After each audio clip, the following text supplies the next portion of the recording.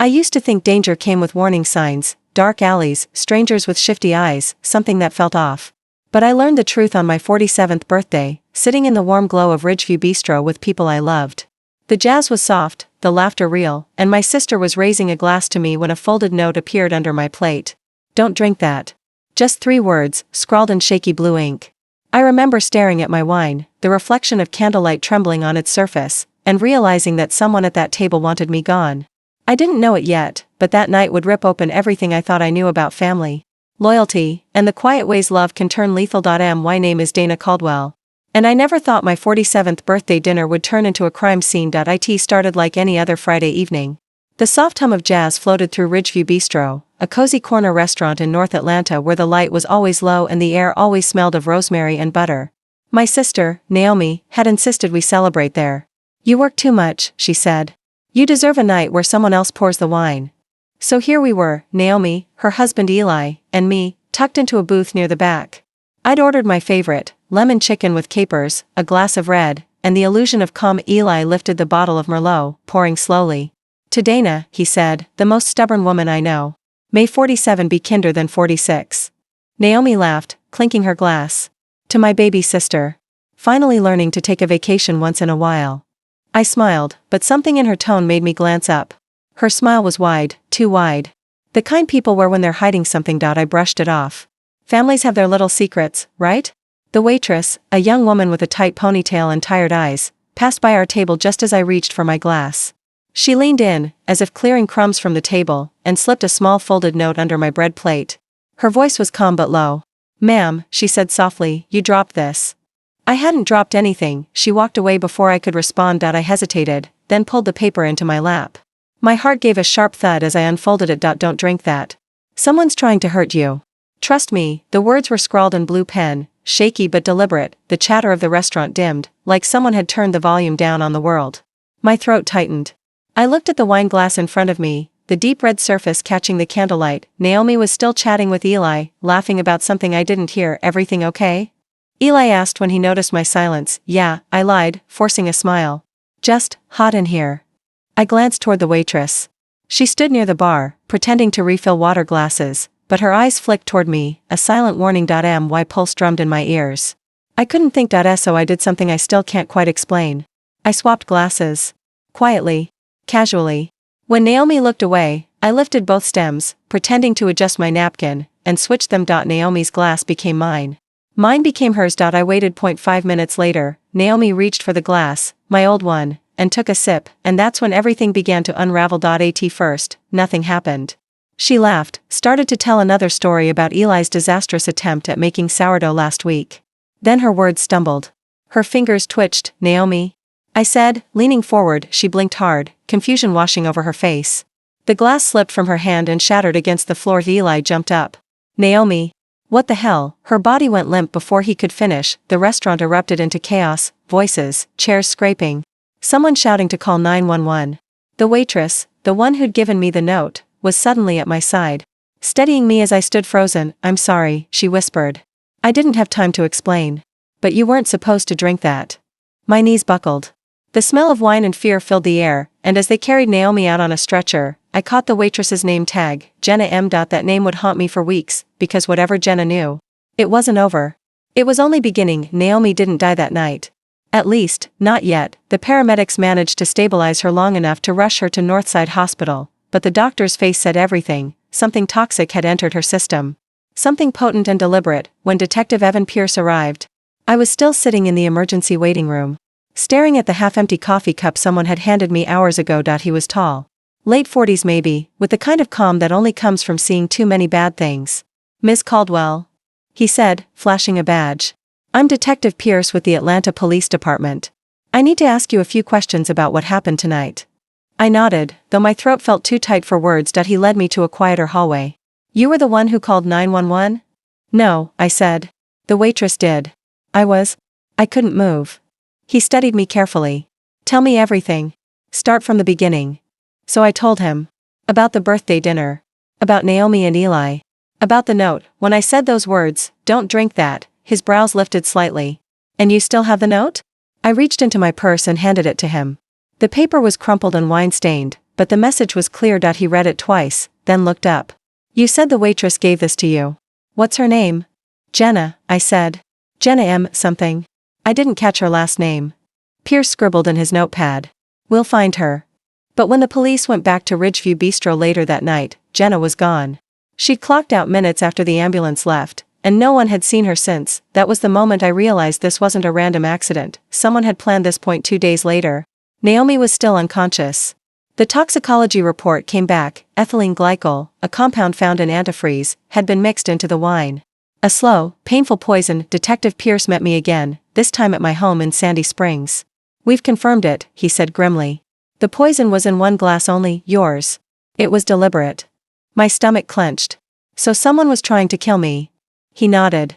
The question is who and why. I sat down, trying to steady my hands. It can't be Naomi or Eli. Their family. Pierce gave a faint, skeptical hum. You'd be surprised how often I hear that. I looked away, memories rushing back, little moments that hadn't made sense. Naomi avoiding my calls last month. Eli asking strange questions about my life insurance after my divorce finalized. The way Naomi's hand trembled when she poured the wine. No, I told myself. That's just paranoia. Pierce stood. We'll find this waitress. If she left that note, she knew something. I didn't tell him the part that haunted me most, the way Jenna had looked at me. Not afraid, regretful, like she'd been part of something she couldn't escape. A week later. I went looking for her myself. The police had gotten nowhere, no record of a Jenna M. employed at Ridgeview Bistro, no ID on file. It was as if she'd vanished. But I wasn't ready to sit around waiting. I went back to the restaurant. It looked normal again, like nothing had happened. Laughter, clinking glasses, soft music. The manager, Chris Leone, met me at the door. Miss Caldwell, he said nervously. We're so sorry about what happened. We've been cooperating with the police. I'm not here for apologies, I interrupted. I'm looking for one of your waitresses. Jenna M. Brown hair, ponytail, mid-20s. His brow furrowed. We don't have anyone by that name. I stared at him. That's impossible. She served our table. He shook his head. No one on my staff fits that description. Something inside me went cold. Either he was lying, or someone had planted her there for that night only. As I turned to leave, an older waiter whispered as I passed, check the alley behind the bistro. End of the block. You didn't hear that from me. I found her there, or what was left of her. Her car, an old Honda Civic, sat abandoned behind a dumpster, a coffee cup with her lipstick still inside. But the driver's seat was empty, and taped to the dashboard, a small envelope with my name written on it. Dana. My hands trembled as I opened it. Inside was a single note, the same handwriting as before. I tried to stop it. I didn't know they'd go this far. Don't trust anyone close to you. My heart thudded in my chest. They'd go this far? Who were they? And why did I suddenly feel like I was next? Detective Pierce called me later that night. We found security footage, he said. Your sister's husband, Eli, he stopped by Ridgeview Bistro the day before the dinner. Bought a bottle of the same wine you drank. My breath caught. You think Eli poisoned it? Pierce hesitated. It's a lead. But if that note's real, this goes deeper than just him. I looked down at the message again. Reading those words over and over. Don't trust anyone close to you. For the first time, I realized, maybe it hadn't been Eli. Maybe Naomi wasn't innocent either, because if she'd planned to poison me, and accidentally took the wrong glass, then maybe she wasn't a victim, she was the one who made the toast. She poured the wine. She smiled when she handed me the glass, and now she was lying in a hospital bed, alive, but silent, maybe waiting to see if I'd figure it out. Naomi woke up 12 days later. The doctors called it a miracle. I called it unfinished business. When Detective Pierce told me she'd regained consciousness, I drove straight to the hospital. My mind was a storm, every unanswered question churning together. She looked small in that bed. Pale, fragile, with tubes running from her arm. For a moment, my anger faded. She was still my sister. But when her eyes met mine, there was no confusion, no what happened. Only recognition. And fear. You switched the glasses, she whispered, voice hoarse. I froze. What did you say? Her lips trembled. It wasn't supposed to be me. I stepped closer. Naomi, what did you do? Tears welled in her eyes. I didn't have a choice. Eli. He told me you were going to sell the house, Mom's house. He said you were planning to cut us out of the inheritance. He said you'd ruined us. My stomach turned. So he convinced you to poison me? She shook her head weakly. He said it would just make you sick, enough to scare you, not kill you. He mixed it himself. I didn't know until it was too late. My throat tightened. And the waitress? Jenna? Naomi's eyes flickered, guilt washing over her face. She overheard us. The day before. Eli paid her to serve our table, but she must have had second thoughts. She warned you. The pieces fell into place, all the lies, the strange tension, the missing waitress. She disappeared, I said quietly. We found her car, but not her. Naomi squeezed her eyes shut. He told me he'd take care of it. Oh God, Dana, what have we done? I felt the air leave my lungs. Where is Eli now? Her answer came in a whisper. He left town 2 days ago. Said he was going to visit his brother in Charleston. But I don't think that's true. I turned and walked out before she could say another word. Detective Pierce met me in the hospital parking lot. We got a warrant for Eli's bank records, he said. He wired $10,000 to someone named Jenna Mitchell the day before the poisoning. Then another $5,000 2 days after she vanished. My pulse quickened. She's alive? Maybe, he said. Or maybe someone's using her name. We traced the transaction to a small town near Augusta, a place called Haven Mills, 2 hours east of Atlanta. Pierce decided to drive out there. I went with him. The road was long and silent, lined with pine trees that blurred by like ghosts. When we arrived, the address led us to a decaying farmhouse. The porch sagged, the windows boarded up. But a faint light glowed inside. Pierce motioned for me to stay behind him as he drew his gun and knocked on the door. Atlanta PD. Open up. No answer. He kicked the door. It swung open, revealing a single room, empty except for a table. On it sat a half-empty bottle of wine, a single glass, and a phone buzzing with missed calls. I picked it up. The screen showed a text notification. Eli, we're done. She knows. And then, a new one popped up. Eli, you shouldn't have crossed me, Jenna. Pierce grabbed the phone. He's close. He's still messaging her. I looked around, panic rising. If Jenna's still alive, he's hunting her. From outside, a sound, gravel crunching. Headlights cutting through the trees. Pierce motioned for silence, then peeked through the window. Black SUV. South Carolina plates. It's him. We ducked behind the kitchen counter as the door creaked open. Eli stepped in, gun in hand, muttering to himself. Where are you, you stupid girl? Pierce moved fast, too fast for Eli to react. He shouted, police. Drop it. Eli spun around, firing once, the bullet hitting the wall inches from my head. Pierce tackled him. Knocking the gun loose. I stood frozen, heart hammering. As Pierce cuffed him. Eli Harper, Pierce said, voice steady. You're under arrest for attempted murder and obstruction of justice. Eli laughed bitterly. You think she's innocent? He looked at me, eyes wild. Your sister knew everything, Dana. She wanted you gone. I just gave her the courage to do it. Pierce shoved him toward the door. Save it for the judge. But Eli wasn't finished. You switched the glasses, didn't you? That's what saved you. I saw it on the footage. You were supposed to die, not her. I stepped closer, staring at him. Why, Eli? Why not just ask for help? He sneered. Because you never would have given it. You've always been the successful one, the one she compared herself to.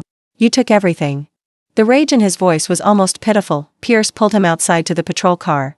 As they drove off, I looked back at the farmhouse.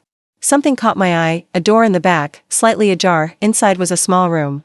And there she was, Jenna. Alive. She was tied to a chair, bruised but breathing. Her eyes widened when she saw me.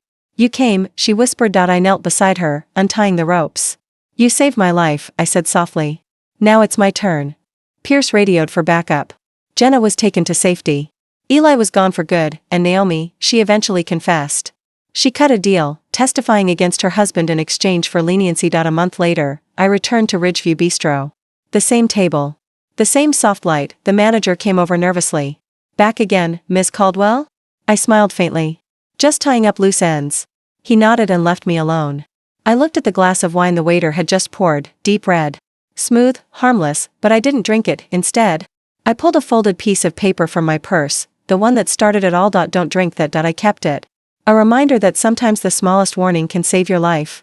And that the people you trust most can be the ones holding the poison. As I left the restaurant, I caught a glimpse of my reflection in the window, older, wiser, unbroken, and for the first time in weeks, I felt peace. But somewhere deep down, I knew the story wasn't over, because when I reached my car, a new note was tucked beneath the windshield wiper, the same handwriting. It's not just over, Dana. It's only begun.